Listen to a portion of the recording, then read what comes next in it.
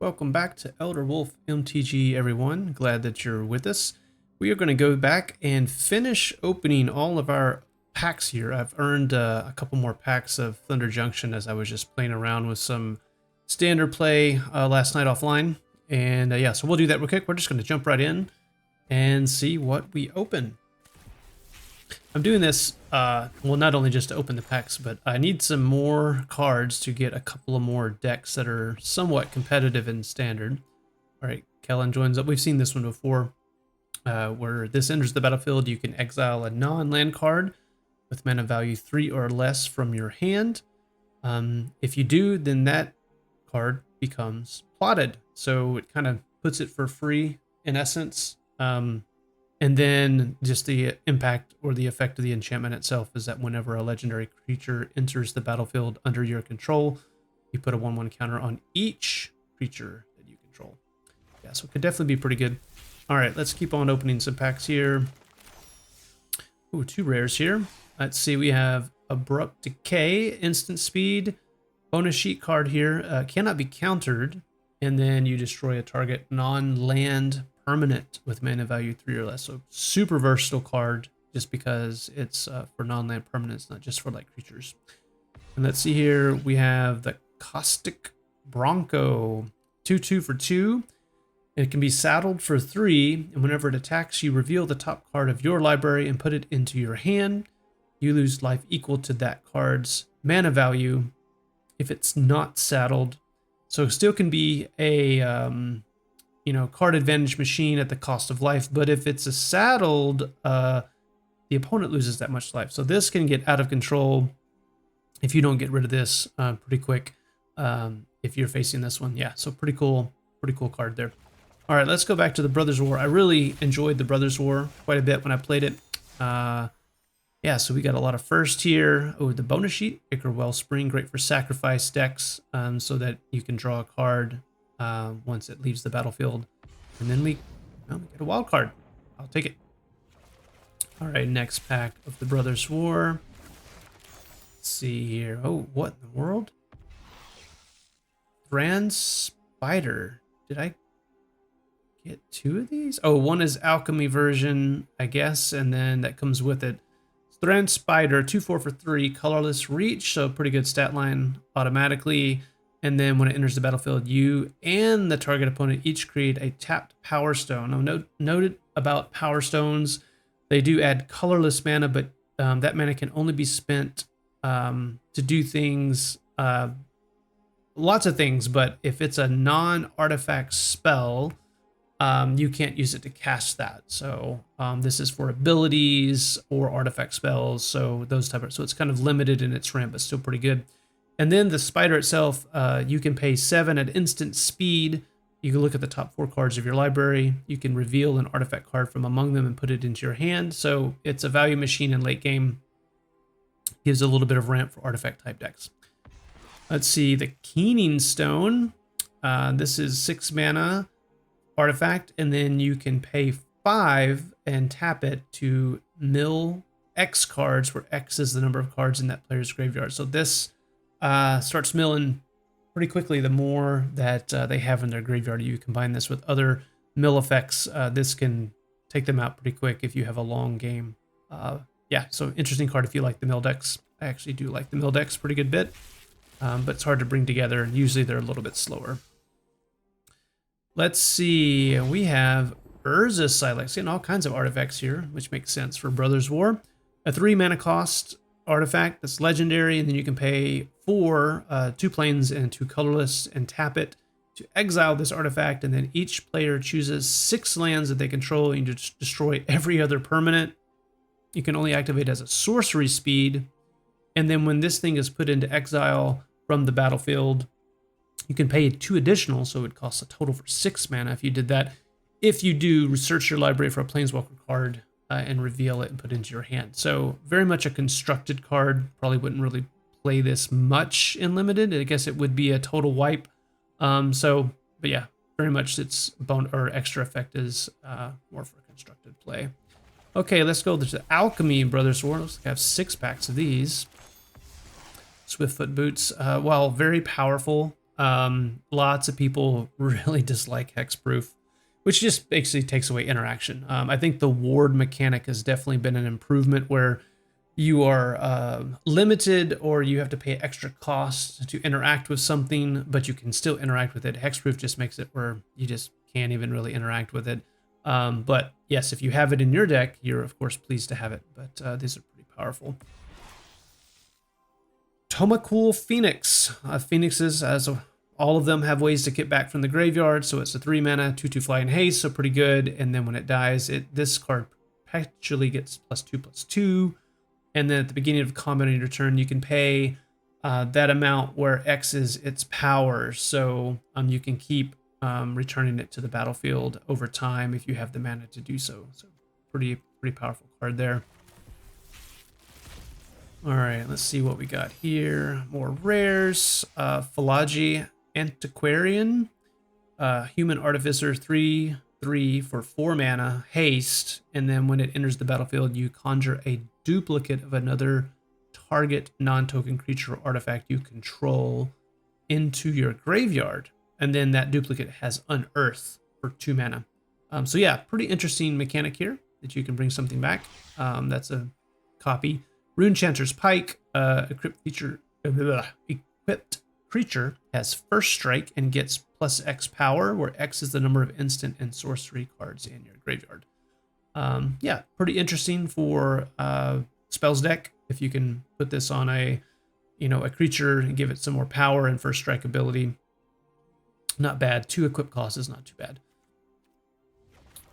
Let's go to the next one. All right. Oh, wild cards. Okay, we'll take them. Next pack. Oh, looks like we got a mythic.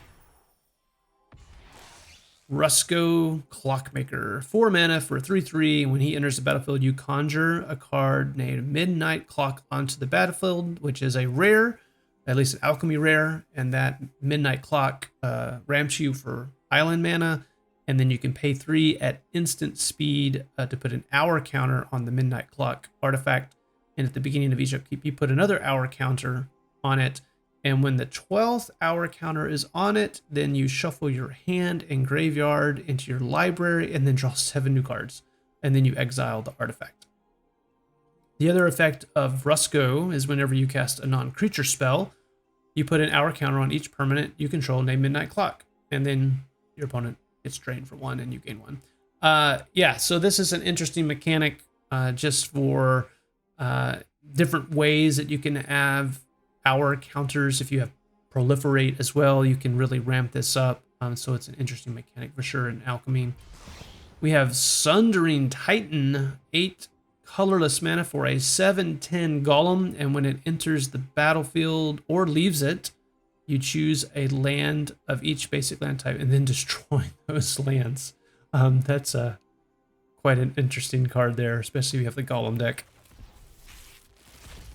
All right, let's see what we have here. Legion of Clay, 4 mana enchantment, and all your creatures that you control have trample, and whenever 1 or more non-token artifacts enter the battlefield under your control, creatures you control perpetually get +1/+1. Pretty interesting, the perpetual, if creatures die and you were like in, say, a green-black deck where you could reanimate more efficiently, effectively, that could be an interesting card for that in alchemy. And then last pack of this Brothers War Alchemy set. Pendragon Besieged, 2 mana enchantment at the beginning of your end step. Choose a creature with the least toughness among creatures that your opponents control. It perpetually gets -1/-1. And when your opponents control no creatures, you sacrifice this enchantment. Yeah, it's an interesting constant shrinker, if you will, until your opponents have no creatures. It's an interesting one. Cloud Key, 3 mana artifact. When it comes into the battlefield, you choose either an artifact, creature, enchantment, instant, or sorcery, and spells of the chosen type are 1 less to cast. Yeah, pretty versatile for whatever type of decks you have, if you want to make them cost less. All right, Dominaria United. Let's keep on going here. Never played this one personally, but let's see what we have here. Silver Scrutiny. It is a sorcery for 2 blue and X, and you can cast it as though it had flash if X is 3 or less. Otherwise, it's cast as sorcery speed, and you just draw X cards. So, yeah, if you need to draw cards, that's a good one to do it. It's interesting they put the flash on there, so you could have some versatility in the earlier game with that one. Ether Channeler, a 2/1 for 3, and when it enters the battlefield, you choose one. So I like these type of cards that give you options. So you can create a 1/1 bird that's has flying. You can return another target non-land permanent to its owner's hand. So that would be either you or your opponent. So versatility is there, or you can just draw a card. So yeah, really good card, really good value for that. All right, let's see. Last one here. Oh, we have the Maria's Outrider, both the alchemy version and regular version. And then Chaotic Transformation, a 6-mana sorcery in red, and you can exile up to 1 target artifact, creature, enchantment, planeswalker, and or land. And for each permanent exile this way, its controller reveals cards from the top of their library until they reveal a card that shares a card type with it and puts it on the battlefield. So it basically takes what you've selected, exiles them, and then you can basically get potentially better cards. So if you have cheap stuff at the beginning that's still alive, you have a good chance of upgrading that as you go forward. So an interesting card here. Definitely, that's why the word chaotic is in the name. So let's do Alchemy Dominaria. Goblin Influxer, a 4-mana enchantment. Goblin spells you cast costs a mountain less to cast. If it doesn't require a mountain, it costs just a colorless less. And at the beginning of your end step, conjure a random card from its spellbook into your hand. That's an interesting. The spellbook has 15 different. Let's see here. Yeah, oh man, there's some good ones in here. So yeah, if you're playing Alchemy Goblins, you definitely probably want this enchantment. There's a lot of good ones in here for sure. There's 15 different ones. So probably not going to be reliably getting the one that you want, but there are some good ones in here. All right, let's see here. Niambi, Beloved Protector, 2-mana, 2/2 flash. And when it enters the battlefield, if you cast it, you choose a target non-legendary creature card in your graveyard that was put there from the battlefield this turn. You return it to the battlefield, and it perpetually gains whenever this creature becomes the target or spell or ability. You draw a card, and that ability only triggers once a turn. That is quite interesting. If you have a bomb that gets killed or put to the graveyard somehow, then you cast this. That bomb just becomes even more value, because if they want to remove it again, you're going to get a card. It's pretty good. All right, next one. Goldalian Tide Mage, 3/3 for 3. Whenever one or more other non-token creatures you control deal combat damage to a player, choose one of those creatures and conjure a duplicate of the chosen creature into your hand. That is value train right there. Yeah, that's pretty awesome right there. That'd be a fun one to construct around. Alchemy Baldur's Gate. I really like this set. I know this is the alchemy version, but I played the regular version. The power level wasn't great, but I think the flavor was really good. It really captured D&D pretty well. And I wish they had a few more cards that had the D20 mechanic. The D20 deck is pretty focused and narrow from my remembrance, but it was fun to play with. But yeah, I had definitely liked this set quite a bit. 4-mana, 3/2. Whenever one or more creatures you control deal combat damage to a player, you create 2 treasure tokens, and you can sacrifice X number of treasures and have that just be a removal ability based on number of treasures that you sacrifice. That's a sorcery speed. Yeah, pretty good Tiefling Rogue here. Would definitely play it if I was in a red-black deck in Baldur's Gate. All right, Goggles of Night. I'm a sucker for this type of card. I actually like just drawing cards a lot. I think everybody likes drawing cards. But yeah, the ability to deal combat damage to a player, and then scry, and then draw. It's pretty good, and the equip cost is pretty reasonable. So I like Goggles of Night quite a bit. And then Ascend from Avernus. So 3 planes plus X, and then you return all creature and planeswalker cards with mana value X or less from your graveyard to the battlefield. So yeah, you can, that actually is pretty good. I actually have a standard deck that might be a pretty good card for me to have, but that's an interesting one. I like that one a lot. But it would be in standard, I guess, now. All right, let's see. Let's go Vladimir and Godfrey. 3 mana, 3/2. It has Rejuvenation, which is you can pay 3 mana at instant speed. Return this from your graveyard to the battlefield tapped, and it perpetually gets +1/+1. Activate only if you control a 1/1 creature. That's an interesting constraint on that one. You need some tokens to get that to actually happen. The Zombie Knight in white. Don't see that very often. New Capenna, Alchemy. We have Cabaretti Revels. 3 mana enchantment. Whenever you cast a creature spell, you seek a creature card with lesser mana value, then put it onto the battlefield. Yeah, pretty good one.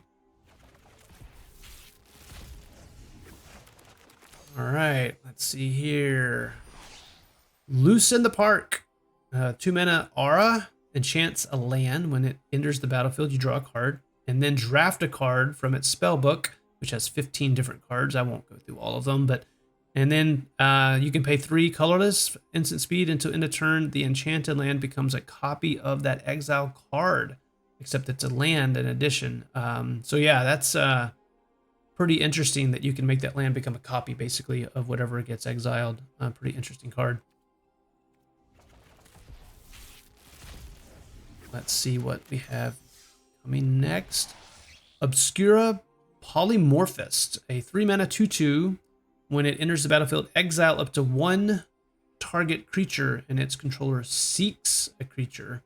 So interesting, get something, off the battlefield, and they get something kind of random in replacement of it. Yeah, so pretty good card. Definitely pretty good card. All right, last set of packs here, just for D&D. Let's see what we have.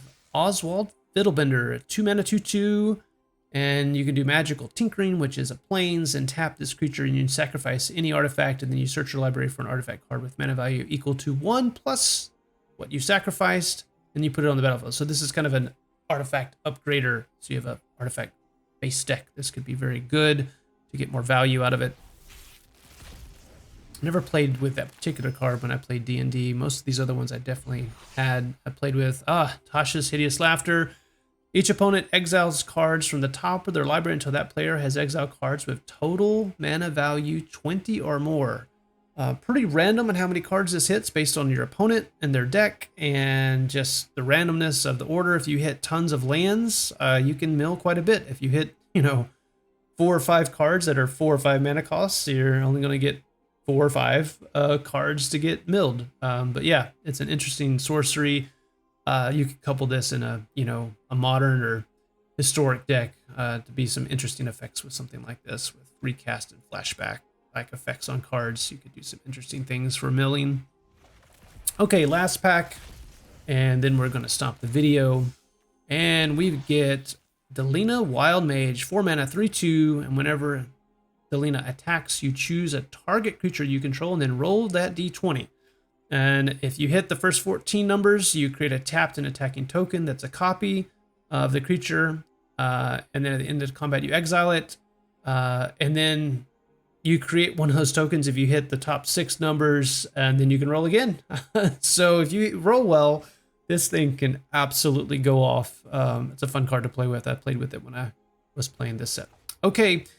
Thanks again, everybody, for joining us for these pack openings. I hope you've enjoyed it, and I will be constructing a couple of decks just so I can get some more dailies and move along with that. But I hope you all have a great rest of your day.